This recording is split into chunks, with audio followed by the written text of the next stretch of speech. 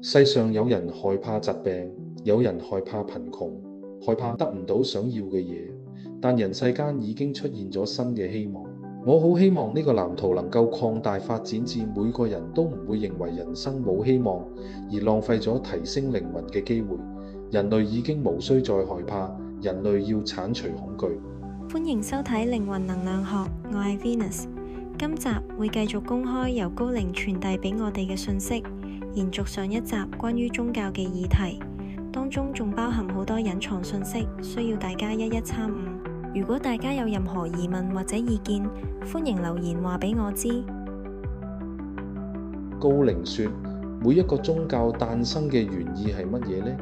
每個人都有可能感受到高智慧靈體同埋高智慧嘅信息，但係人類離唔開慾望，離唔開一個我字，認為我係最強嘅。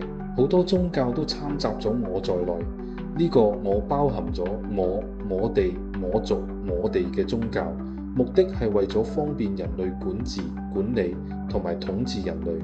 真正嘅信息、真正嘅意思都被後人刪改、曲解，所以你哋喺記載嘅時候，必定要將最真實嘅記錄落嚟。將來會有好多受到你哋所寫嘅文章、影片而得到啟發嘅人，所以你哋都唔可以喺未有正式考核、正式認證之下，只單憑我去闡述同埋闡譯。大師說，早前我提及好多宗教都會用恐嚇嚟獲得人嘅信任，而高靈就話咁樣並唔係眾神嘅意願。呢一種因為恐懼、害怕而生嘅信念，並唔會有助靈魂成長，亦唔會讓靈力得以壯大，而係要相信睇得見希望、睇得見光明，而選擇行呢條道路。高靈說，從前有好多宗教係源於人類嘅恐懼，所以出現咗好多規矩、教條要求人類去遵守。但又有幾多人因為遵守教條而得到異象呢？有幾多人能夠因為遵守教條而得到永生、成佛、成仙呢？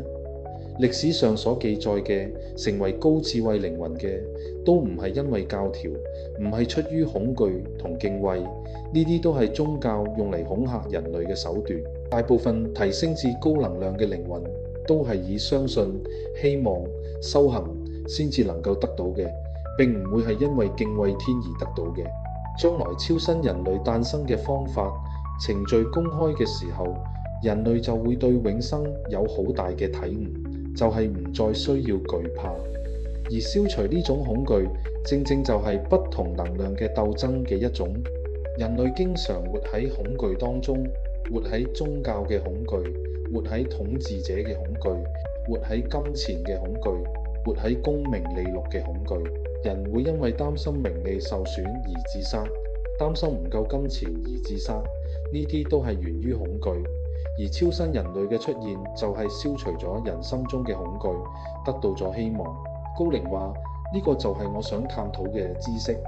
超新人類嘅出現並唔係純粹係多咗一道門俾人類去選擇，因為從出現嘅過程中就已經會對社會帶嚟好多影響，人類嘅思想會受到影響。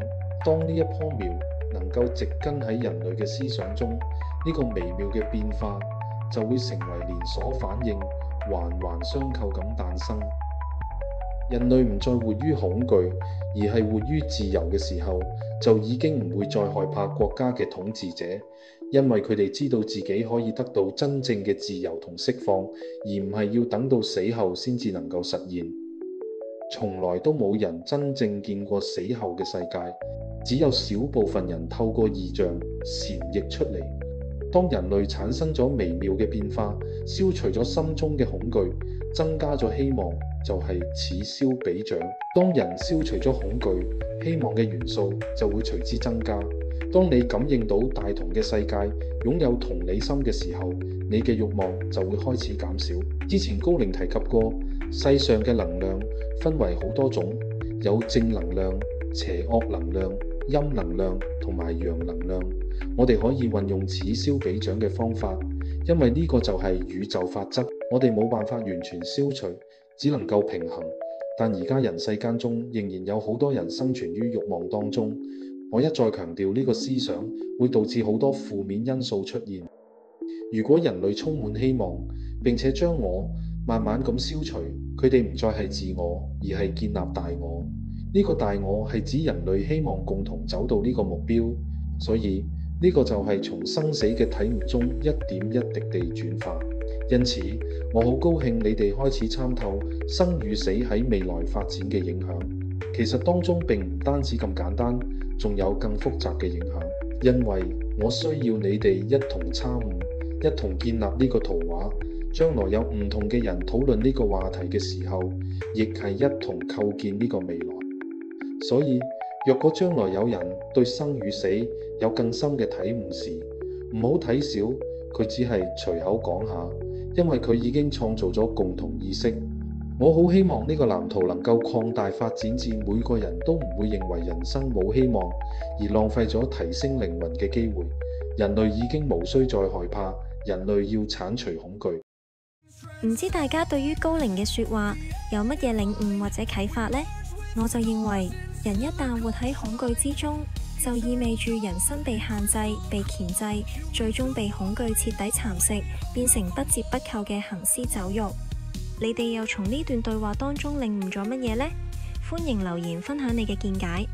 下一集會講到一件對每個人而言都非常重要嘅真相，就係點樣嘅靈魂先至會被宇宙淘汰。有興趣嘅話，記住訂閱我哋嘅 channel。我哋下條片再見。